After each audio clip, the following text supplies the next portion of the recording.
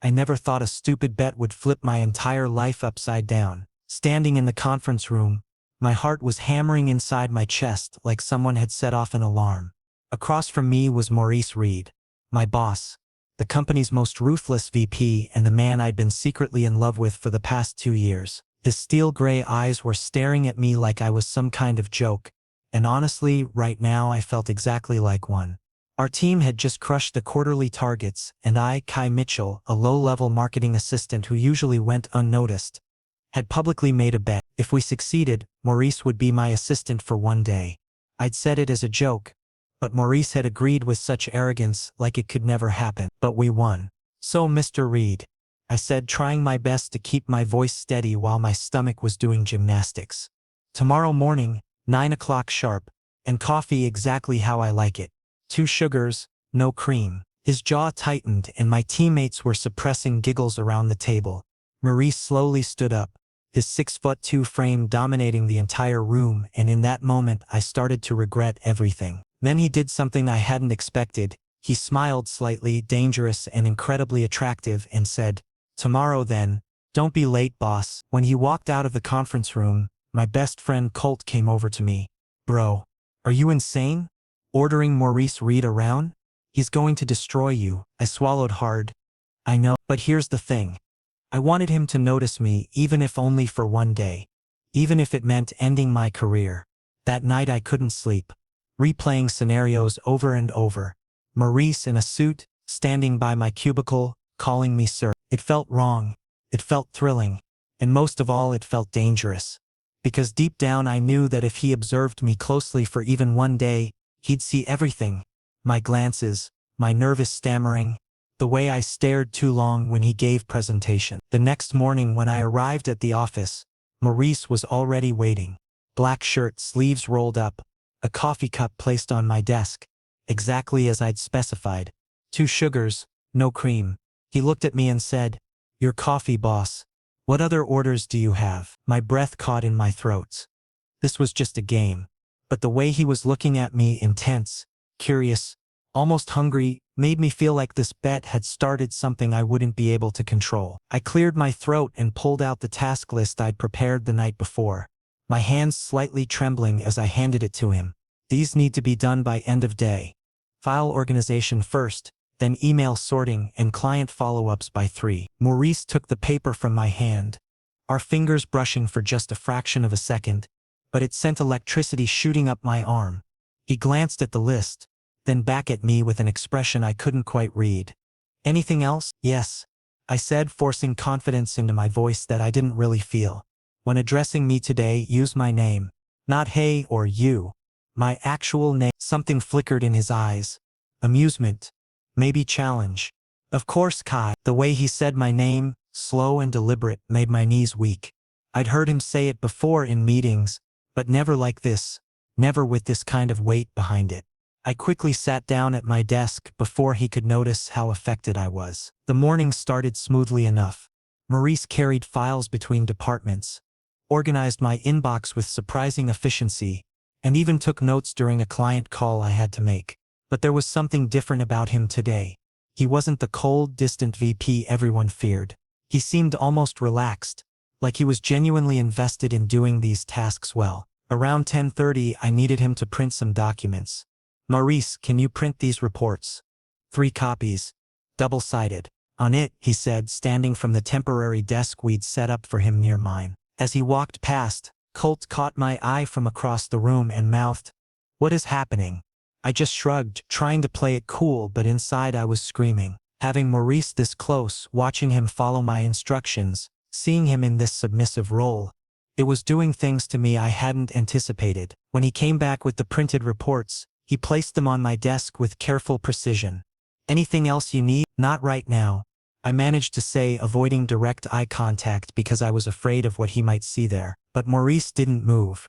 He stood there for a moment, and I could feel his gaze on me, studying me. Finally he said, "You're nervous." My head snapped up. "What?" "You've been avoiding looking at me all morning. Your hands shake every time you give me a task. Either you're terrified I'm going to retaliate after today, or..." He trailed off, letting the unfinished sentence hang in the air between us. "Or what?" I asked, my voice barely above a whisper. He leaned down slightly, bringing his face closer to mine, and said quietly enough that only I could hear, "Or you're nervous for entirely different reasons." My heart was racing so fast I thought it might explode. Before I could respond, his phone buzzed in his pocket. The spell broke. Maurice straightened up, checked his phone, and said in a normal tone, "I'll go grab those files from accounting you mentioned earlier." As he walked away, I released a breath I didn't know I'd been holding. My hands were shaking, not from fear but from the intensity of whatever had just passed between us. Colt appeared at my desk almost immediately. "Dude, the tension between you two is insane," he whispered urgently. "Everyone's noticing. They're saying Maurice has never been this cooperative with anyone. What did you do to him?" "Nothing," I said quickly.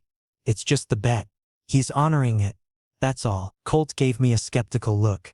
"Right. Because Maurice Reed totally seems like the type to honor silly office bets with junior staff." He had a point. Maurice could have easily laughed off the whole thing, or found a way to wiggle out of it.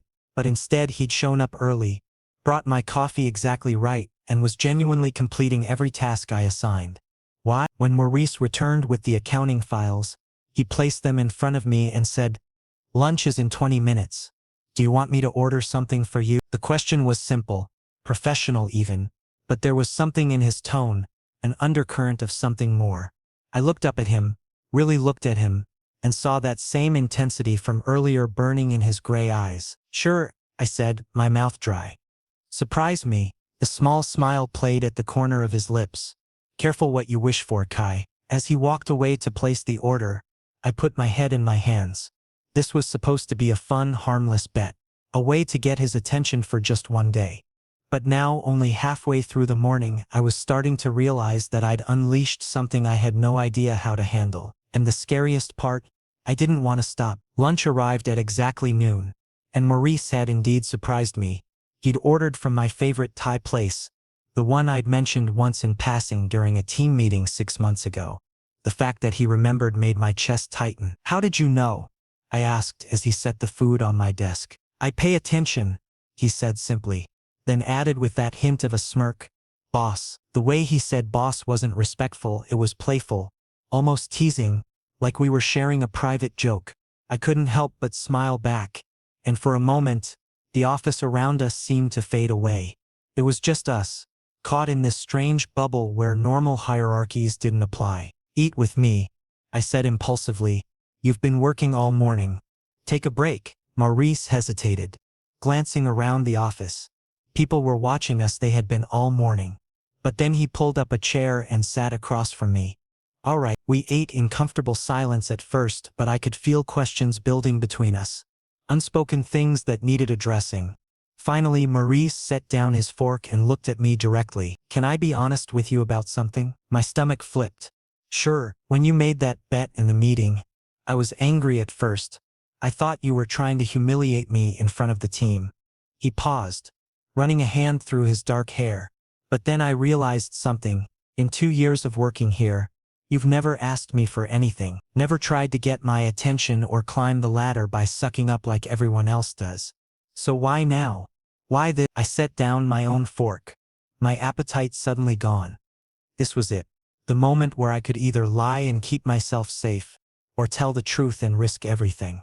I chose a middle ground. Maybe I wanted to see if the untouchable Maurice Reed was capable of being human for a day. His eyes narrowed slightly. "Is that really all? Does it matter?" I deflected. "It does to me." The weight of his gaze was too much. I looked away, focusing on my food. "We should finish eating. I have a 2 o'clock meeting you need to prepare materials for." Maurice didn't push further, but I could feel his disappointment. We finished lunch in silence. The easy atmosphere from before now, replaced with tension. When he cleared away the containers and went back to his temporary desk, I felt the loss of his presence acutely. The afternoon brought new challenges. I had him sit in on my 2 o'clock meeting with a difficult client, tasked with taking notes. Having Maurice in the room, watching me lead a presentation, was both empowering and terrifying. I could feel his eyes on me the entire time, analyzing, observing. When I successfully closed the deal, securing a contract renewal, I caught him looking at me with something that looked almost like pride. After the meeting, as we walked back to our desks, Maurice said quietly. You're really good at what you do. I don't think I've told you that before. The compliment caught me completely off guard. Thank you. I mean it. You handled that client perfectly. The way you addressed their concerns, offered solutions, that was impressive. I felt heat rising to my cheeks. I learned from watching the best. Did you? He asked, stopping in the hallway. We were alone here, away from the main office floor. Is that why you watch me during presentations? To learn? My breath caught. He'd noticed. Of course he'd noticed.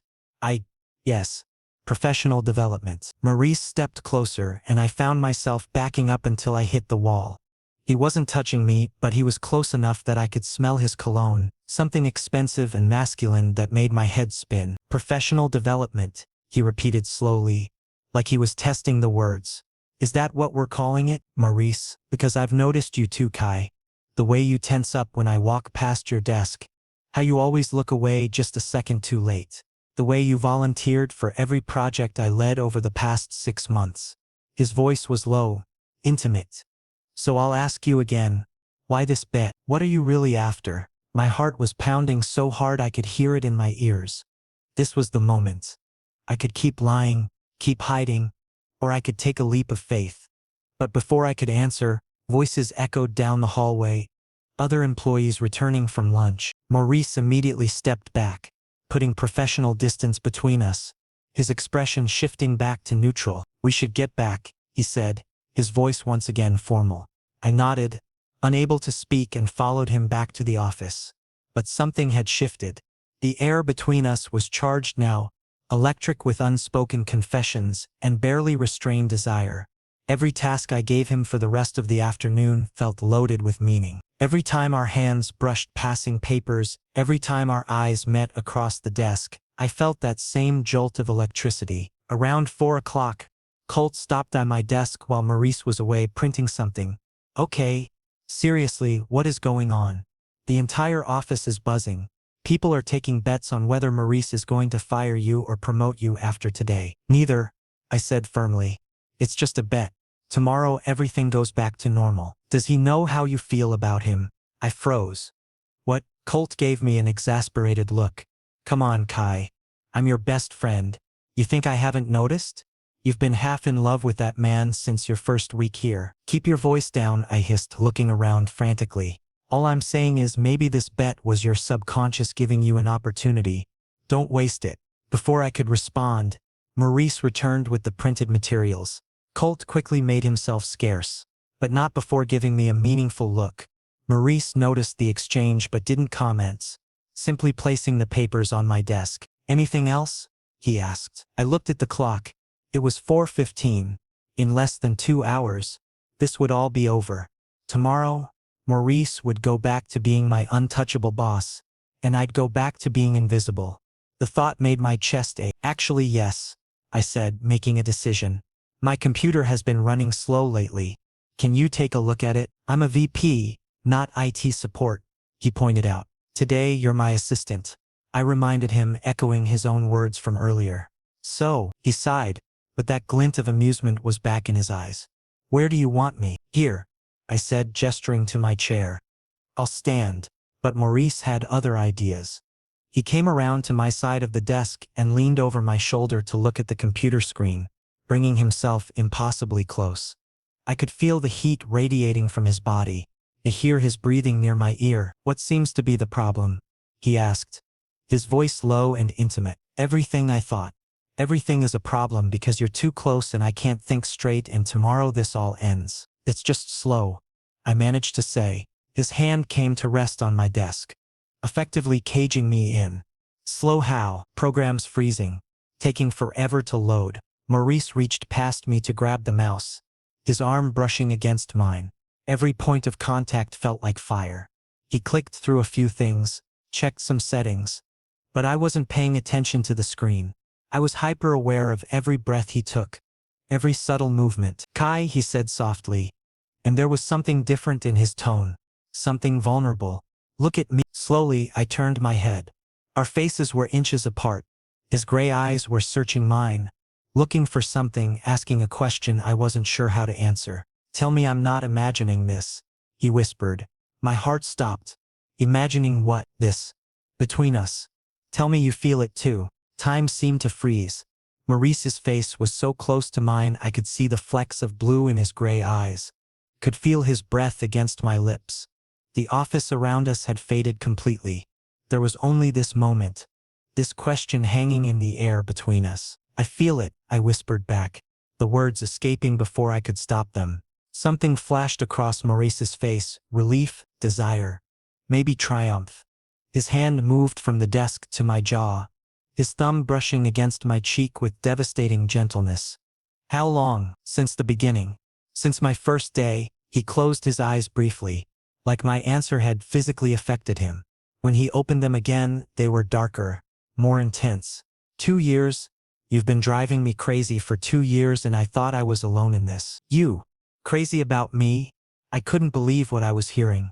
You barely acknowledged I existed, because acknowledging you meant admitting what I felt, and what I felt was completely inappropriate. You work for me, Kai. There are rules, policies, power dynamics. He stopped, shaking his head. I've been trying so hard to stay professional, to maintain boundaries, but then you made that bet and suddenly you were giving me orders, looking at me like what? I pressed, like you wanted me as much as I wanted you. My breath hitched. Maurice wanted me. Actually wanted me. The realization was overwhelming. Intoxicating. This is insane. I breathed. Completely, he agreed. But he didn't move away. If anything, he leaned closer. We should stop this. Right now. Before it goes too far. Should we? I challenged, finding courage I didn't know I possessed. Yes, he said, but his thumb was still tracing patterns on my cheek, his body still crowding mine against the desk. This could destroy both our careers. There are fraternization policies. HR would have a field day. If anyone found out, then we don't let anyone find out. Maurice pulled back slightly, studying my face. You'd be willing to risk that, to keep this secret? I've been keeping secrets for 2 years already. What's a little longer? A muscle ticked in his jaw. This isn't just about stolen glances anymore, Kai. If we do this, if we cross this line, there's no going back. Are you ready for that?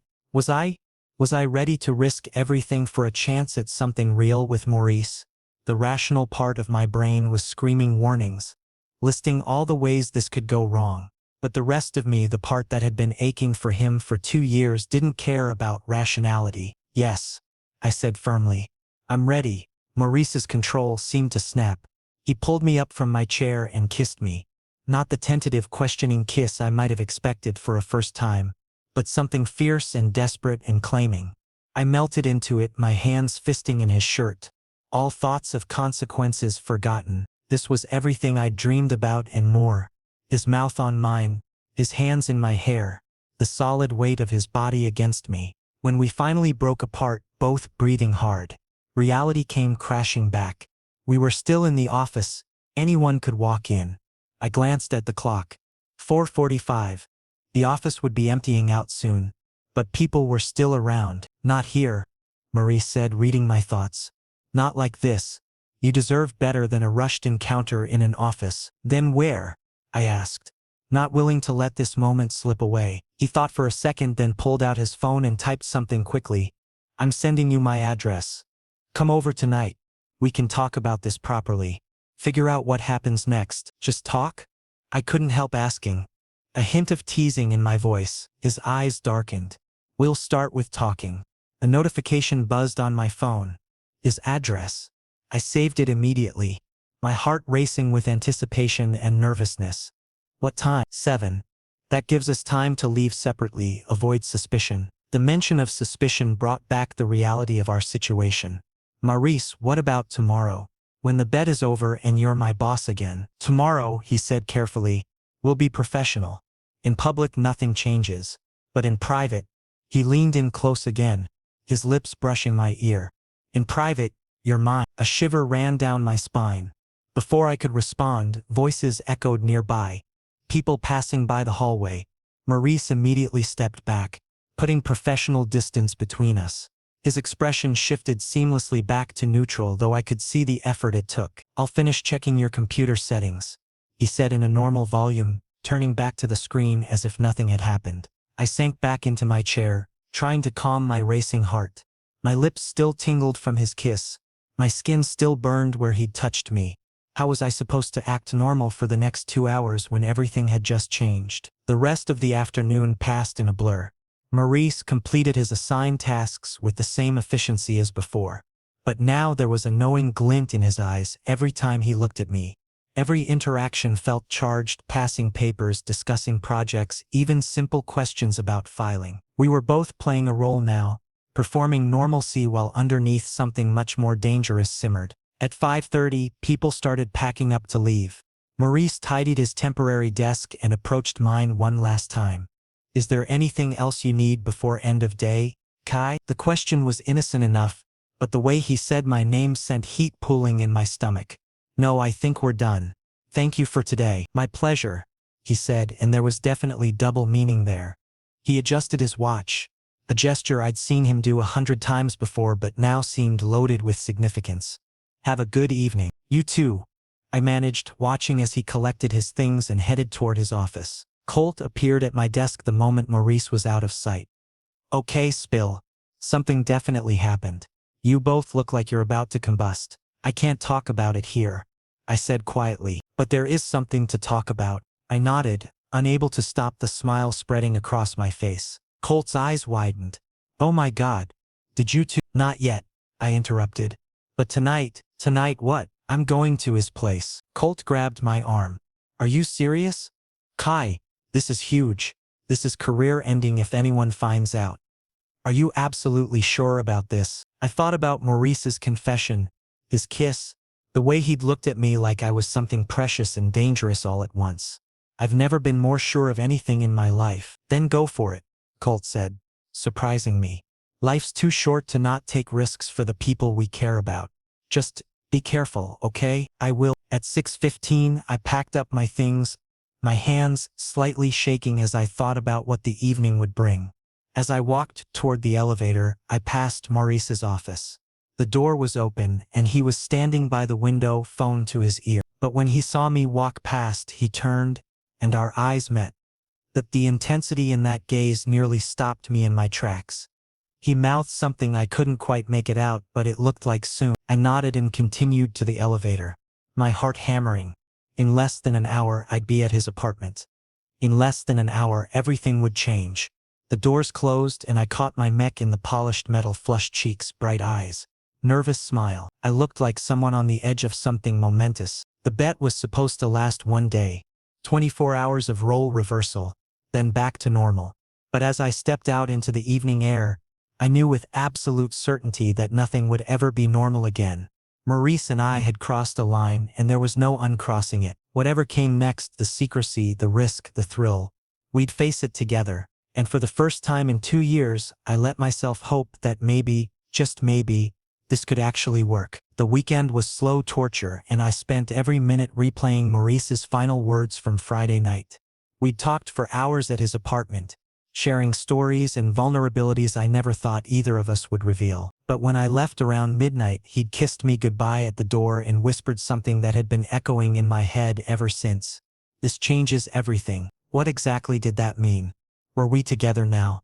Was this a relationship or just a moment of weakness we'd both regret come Monday morning? Saturday afternoon, Colt dragged me to our usual coffee shop, and the second we sat down, he fixed me with a knowing stare.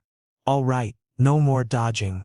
What happened Friday night? And don't even think about lying to me." I wrapped my hands around my coffee cup, debating how much to share. "We talked," Colt repeated flatly. "For 6 hours? Try again." "Fine. We talked, and then other things happened." His eyebrows shot up. "Other things? Kai Mitchell, did you sleep with your boss?" "No," I said quickly, then lowered my voice as other customers glanced our way. "No, we didn't. We kissed, and we admitted there's something between us. Something real." Colt leaned back in his chair, studying me carefully. "And how do you feel about that?" "Terrified," I admitted. "What if this blows up? What if someone finds out and we both lose our jobs? What if he realizes this was a mistake and goes back to pretending I don't exist?" "Those are all valid fears," Colt said gently. "But you didn't answer my question. How do you feel?" I took a shaky breath. Happy, happier than I've been in years. When I'm with him, everything feels right, like this is exactly where I'm supposed to be. But that scares me even more because I have so much more to lose now. Listen, Colt said, reaching across the table to squeeze my hand. I've known you for 3 years, and I've never seen you light up the way you do when you talk about him. Whatever happens on Monday, whatever complications arise, at least you know he feels the same way. That's worth something. Monday morning arrived too quickly. I spent an extra 20 minutes getting ready, changing my shirt 3 times, before settling on a blue button-down Maurice had once complimented months ago. My stomach was in knots as I rode the elevator up to our floor, unsure of what to expect. Would Maurice acknowledge what happened between us? Would he act like nothing changed? Would he avoid me entirely? I got my answer the moment I stepped off the elevator. Maurice was standing near the coffee station, and when our eyes met across the room, everything else faded. For just a second his professional mask slipped, and I saw raw emotion there. Desire, concern, something that looked almost like longing. Then someone called his name, and the moment shattered. He turned away, responding to a colleague about quarterly reports, and I walked to my desk feeling both relieved and disappointed. The morning passed in a strange limbo. Maurice was in meetings most of the time, and when I did see him in passing, he gave me the same polite nod he gave everyone else. It stung even I knew it had to be this way. We couldn't exactly act like lovers in front of the entire office. Just before lunch my desk phone rang. Maurice's extension, Mr. Reed's office. "This is Kai," I answered, keeping my voice professional despite my racing heart. "My office, please. I need to discuss the Henderson project with you." The line went dead. There was no Henderson project, at least not one I was involved in. This was clearly code for something else. I grabbed a notepad to make it look official and headed to his office, trying to ignore the curious glances from my coworkers. Maurice's door was slightly ajar. I knocked and heard his muffled, "Come in." When I entered and closed the door behind me, he was standing by the window, his back to me, tension evident in every line of his body. "Sit down," he said without turning around. I sat, gripping my notepad like a lifeline. The silence stretched between us, heavy and uncomfortable. Finally, Maurice turned to face me. "We need to talk about Friday." My heart sank. This was it. The moment he'd tell me it was all a mistake, that we should forget everything that happened. "What we did," he continued, his voice carefully controlled, stepping over that professional boundary. "It was inappropriate given our positions in this company." "I understand," I said quietly, already building walls around my heart. "I'm your superior officer. There are policies in place specifically to prevent situations like this. The power dynamic alone makes any relationship between us problematic." "I know," I managed to say, even though each word felt like a knife. Maurice walked around his desk and leaned against it, folding his arms. "But here's the thing, Kai. I can't stop thinking about you, about us, about how right it felt having you in my arms." I looked up sharply, hope flaring in my chest. "I spent all weekend trying to convince myself to end this before it goes any further," he continued, his gray eyes intense on mine. "I listed every rational reason why we shouldn't pursue this. Career implications, ethical concerns, company policy violations. The list was substantial. And," I whispered, "and then I remembered how you looked at me when you confessed your feelings. How you tasted, how perfectly you fit against me. And suddenly none of those rational reasons mattered anymore." He pushed off from the desk and came to kneel in front of my chair, taking my hands in his. The gesture was so unexpected, so vulnerable, that I stopped breathing. "I don't have answers for how we make this work," Maurice said, his thumb stroking over my knuckles. "I don't know how to navigate office politics while keeping this secret. But I do that I want to try. If you're willing to take that risk with me." "You're serious?" I asked, barely daring to believe this was happening. "You want to be with me? Actually be together?" "More than I've wanted anything in a very long time." He stood, pulling me up with him, and cupped my face with both hands. "But I need you to understand what you're agreeing to. We'll have to be extremely careful. No public displays. No hints to coworkers. Everything between us stays behind closed doors. Can you handle that?" I thought about all the stolen moments, the secrecy, the constant vigilance we'd need to maintain. It would be exhausting. It would be risky. But the alternative, going back to admiring him from afar, Never knowing what we could be together was unbearable. Yes, I said firmly. I can handle it. Maurice smiled then, really smiled, and it transformed his entire face. Good, because I have a proposal for how we proceed. I'm listening. We establish clear boundaries. At work, we're strictly professional. No special treatment, no favoritism that could raise suspicions. You don't report directly to me anyway, which helps, but we need to be bail not to interact more than necessary during business hours. That makes sense. I agreed. Outside of work, we're free to be ourselves. My apartment, your place, anywhere private where we don't risk running into colleagues. We take things slow, figure out what this is between us without the pressure of public scrutiny. And if someone does find out, his expression grew serious, then we deal with it honestly. But let's not borrow trouble. For now, we focus on keeping this between us. I nodded, understanding the weight of what we were committing to. When can I see you again? Outside of work, I mean. Maurice glanced at his watch. I have client dinners the next 2 nights. But Wednesday, come to my place after work. I'll cook for you. You cook? I asked, surprised. I have many talents you haven't discovered yet, he said with a hint of playfulness. Then his expression softened. I want to do this right, Kai. Dates, conversations, getting to know each other properly, not just the physical aspect, though I'd be lying if I said I wasn't looking forward to that too. Heat flooded my cheeks. Wednesday sounds perfect. Good. He released me reluctantly and stepped back, putting professional distance between us. Now for appearance sake, we should probably discuss an actual project. Tell me about the Morrison account progress. We spent the next 10 minutes talking business, but the entire time I was hyper-aware of the new understanding between us. Every glance felt loaded with meaning. Every word seemed to carry double significance. When I finally left his office, notepad clutched to my chest, I felt like I was floating. Colt ambushed me the moment I returned to my desk. Well, what was that about? Just project updates, I said, unable to suppress my smile. You're glowing. Nobody glows over project updates. Maybe I'm just having a good day. Colt narrowed his eyes but didn't push further. As I settled back into work, I caught myself glancing toward Maurice's office more than once, only to find him already looking at me through the glass walls. Each time our eyes met, a thrill went through me. This was really happening. Maurice and I were going to try to make this work. It was risky and complicated and potentially disastrous for both our careers. But for the first time in 2 years, I felt like I was exactly where I belonged. The following weeks blurred together in a intoxicating mix of stolen moments and careful choreography. By day, we were consummate professionals.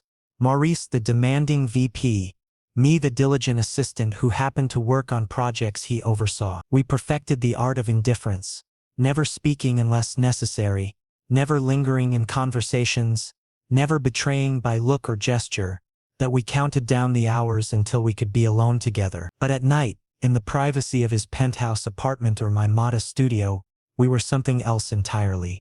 Maurice would arrive at my door with takeout and that soft smile he reserved only for me, and we'd spend hours talking about everything and nothing. He told me about growing up with impossible expectations, about the loneliness of leadership, about dreams he'd abandoned in pursuit of success. I shared my own stories, my fears about never being good enough, my struggles with imposter syndrome, the way I'd convinced myself someone like him could never want someone like me. You have no idea how wrong you are, he murmured one night, his fingers tracing lazy patterns on my bare shoulder as we lay tangled together on his couch. We'd progressed beyond just kissing, though we hadn't crossed that final line yet. Maurice insisted on taking things slowly, on building something real beyond physical attraction. You're brilliant, Kai. The way you think, the way you solve problems. I've watched you turn impossible situations around with nothing but creativity and determination. You noticed that? I asked, surprised. I always thought I was invisible to you before the bet. I noticed everything about you. That's why I had to keep my distance. Every time you walked past my office, every time you spoke up in meetings, I wanted to pull you aside and tell you how impressive you were. But I couldn't, so I became colder instead, more distant, hoping that would kill whatever I was feeling. How'd that work out for you? I teased. He laughed, pressing a kiss to my temple. Obviously not well, since I'm here breaking every rule I set for myself. Wednesday evenings became our regular time together. Maurice would cook and he was surprisingly good at it. While I sat at his kitchen counter doing work on my laptop, both of us enjoying the domestic simplicity of it. Those nights felt almost normal, like we were just a regular couple instead of two people conducting a secret relationship that could blow up our lives. But cracks began showing in our carefully constructed facade. Colt cornered me during lunch one Thursday, his expression worried. People are starting to talk. My stomach dropped. About what? About Maurice treating you differently. Nothing concrete, just observations. Like how he always seems to know when you've finished a project before anyone else. How he defends your work in meetings. How his entire demeanor softens when you're in the room. That's ridiculous, I said, but my voice lacked conviction. We barely interact at work. Kai, I'm your friend. I'm on your side. But I'm also paying attention. And if I'm noticing these things, other people are too. You need to be more careful. I relayed Colt's warning to Maurice that night at his place. He listened quietly, his jaw tightening as I spoke. Maybe we should pull back a bit, he said finally. Create more distance at work. It might mean I seem harsher with you than others, but it's necessary. No, I interrupted. I don't want you to be harsh with me just to throw people off. That's not the answer. Then what is? His frustration was evident.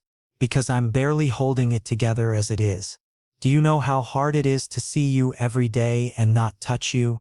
Not pull you into my office and kiss you until neither of us can think straight? I'm struggling here, Kai, and apparently I'm not hiding it as well as I thought. The raw honesty in his voice made my chest ache.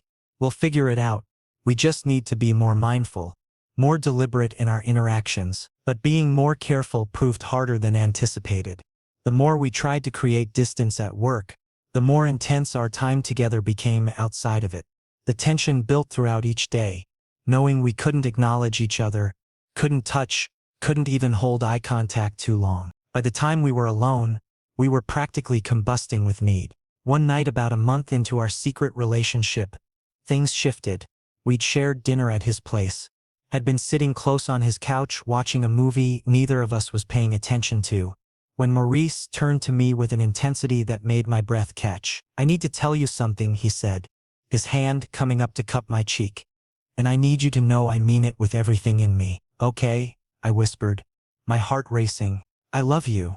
The words hung between us, simple and devastating. I know it's fast. I know it's complicated, but it's the truth. I love you, Kai Mitchell, and I'm tired of not saying it. Tears pricked my eyes. I love you too, God, Maurice. I love you so much it terrifies me. He kissed me then, deep and claiming, and when he pulled back his eyes were dark with desire. Stay tonight. Stay with me. Are you sure? I asked, even though every fiber of my being was screaming yes. I've never been more sure of anything. He stood, offering me his hand.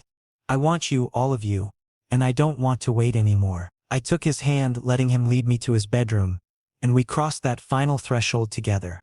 Afterwards, lying in his arms with the city lights streaming through the windows, I felt complete in a way I never had before. No regrets?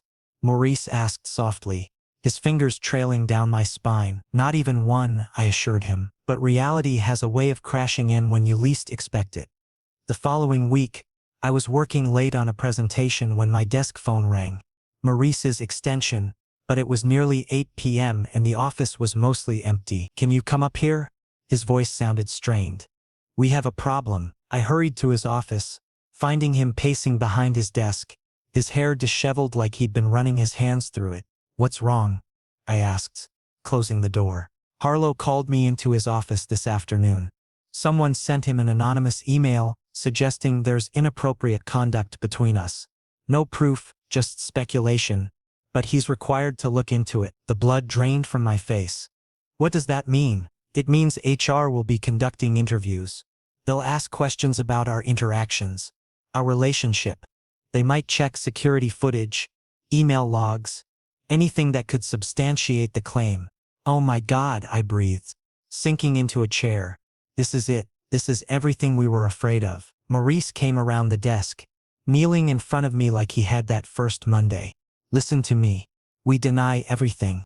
There's no proof of anything inappropriate happening on company premises because we've been careful. Our relationship exists entirely outside these walls. But what if they push? What if they ask directly if we're involved? Then we lie, he said firmly. I know that goes against everything we believe in. But I won't let you lose your job over this. I won't let my feelings for you destroy your career. I searched his face, seeing the fear there that matched my own. I don't want to lie. I don't want to hide anymore. Maybe this is a sign that we need to come clean. Face the consequences together. Kai, no, you don't understand what you're suggesting. They could fire us both.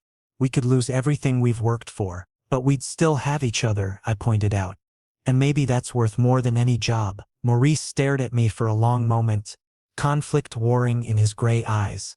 Then he pulled me down to the floor with him, holding me tight against his chest. How did I get so lucky to find you? He whispered.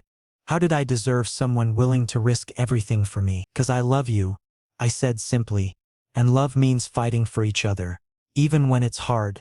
Especially when it's hard. The HR interviews began the following day.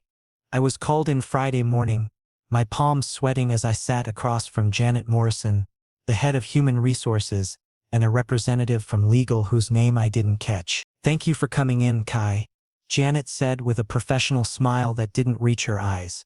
We're conducting routine interviews regarding workplace relationships and want to ensure everyone is following company policy. This is standard procedure, nothing to worry about. But it didn't feel standard. It felt like an interrogation. Can you describe your professional relationship with Maurice Reed? She asked, pen poised over her notepad. I chose my words carefully. Mr. Reed is a VP in the company. I occasionally work on projects that fall under his oversight, but I don't report directly to him. Our interactions are minimal and strictly professional. Minimal, she repeated. Can you define that? We might have a brief conversation once or twice a week regarding project updates. Sometimes less than that. The legal representative leaned forward. Have you ever been alone with Mr. Reed outside of normal business meetings? My heart hammered. Only in the context of the assistant bet a few weeks ago. The whole office knew about that. Yes, we're aware of that incident. Speaking of which, did anything inappropriate occur during that day? No, I said firmly. It was a team-building exercise that got a bit unconventional, but nothing inappropriate happened. They asked more questions about late nights at the office, about emails, about whether Maurice showed me favoritism. I deflected each one, keeping my answers vague and professional. By the time they dismissed me 40 minutes later, I felt wrung out and shaky. I texted Maurice immediately. Interview done. Denied everything. How did yours go? His response came quickly. Same. They're fishing but have no concrete evidence. Stay strong. The weekend was agonizing. Maurice and I agreed not to see each other, knowing we might be under surveillance. We texted sparingly, keeping everything innocuous in case our phones were checked. By Monday morning I was a nervous wreck. That afternoon I was called to Mr. Harlow's office. Maurice was already there, standing rigid by the window. My stomach clenched as I entered. Sit, please, Harlow said, gesturing to a chair. I sat, acutely aware of Maurice's presence behind me. I'll get straight to the point. The investigation into the anonymous complaint has concluded. HR found no evidence of policy violations. Relief flooded through me so powerfully I nearly gasped. However, Harlow continued, his sharp eyes moving between us, the perception of impropriety can be just as damaging as actual misconduct. People are talking, whether there's truth to it or not. That's a problem. Sir, I can assure you, Maurice began. But Harlow raised a hand. I don't need assurances, Maurice. I need solutions. The fact is, legitimate or not, this situation has created tension in the department. So here's what's going to happen. Maurice, you're being transferred to the Los Angeles office, effective immediately. Promotion to Senior VP, which you've earned regardless of this mess. It gets you out of this building and away from the gossip. My heart stopped. Los Angeles. That was 3,000 miles away. And Kai, Harlow turned to me, you'll stay here, continue your excellent work. You'll probably see a promotion to senior analyst within the quarter. Your performance has been exemplary. Sir, Maurice said, his voice tight. I need to discuss something with you. Privately, if possible. Harlow raised an eyebrow. This concerns Kai. He should hear it. Maurice moved to stand beside my chair, and when I looked up at him I saw determination etched in every line of his face. The anonymous complaint wasn't entirely baseless. Kai and I are involved. Romantically, outside of work hours, entirely separate from our professional lives. But involved, nonetheless. The silence that followed was deafening. Harlow's expression didn't change, but I saw calculation in his eyes. I see, he said finally. And how long has this been going on? About a month. Maurice answered. Since the bet incident, actually. Nothing inappropriate has occurred on company property or during work hours. We've been extremely careful about maintaining professional boundaries here. Except you didn't disclose this relationship to HR, which is company policy. You're right. We should have. That's on us. Maurice's hand found mine, squeezing gently. But I'm not going to lie anymore. I care about Kai deeply, and I'm not willing to let him face consequences alone for a relationship we're both part of. Harlow studied us for a long moment. Then surprisingly, he sighed. You two realize the position this puts me in. I can't just ignore policy violations. We understand, I said, finding my voice. We're prepared to accept whatever consequences are necessary. But we wanted you to hear the truth from us, not from office gossip. At least you're honest about it now. Harlow stood, walking to his window. Here's my decision. Maurice, the transfer to LA still stands. It's a good move for your career, and solves the immediate problem of you two working in the same location. Kai, you stay here as planned. No direct reporting relationship means no policy violation. Technically, but the perception issues remain. That's it? Maurice asked, clearly surprised. No termination? No disciplinary action? Company policy states that romantic relationships between employees are permitted as long as there's no direct reporting relationship, and both parties disclose it to HR. Which you're doing now. Late, but you're doing it. Harlow turned back to face us. However, if you continue this relationship, you both need to file official disclosure forms. No more secrets. Everything documented and above board. We will, I promised. Thank you, sir, for understanding. After we left Harlow's office, Maurice pulled me into an empty conference room. LA, he said quietly. I didn't expect that. It's a promotion. You should take it. 3,000 miles away from you. That's not a promotion. That's torture. I smiled despite the ache in my chest. We'll figure it out. Video calls, weekend visits. It's not ideal, but it's better than losing you completely. Maurice pulled me close, pressing his forehead to mine. I love you. Distance doesn't change that. I love you too, I whispered. We'll make this work. That evening, we filed the official relationship disclosure forms with HR. It felt surreal, making what we'd kept secret for weeks suddenly official and documented. But there was also relief in it. No more hiding, no more looking over our shoulders. 2 weeks later, I stood at the airport watching Maurice's flight board for final boarding.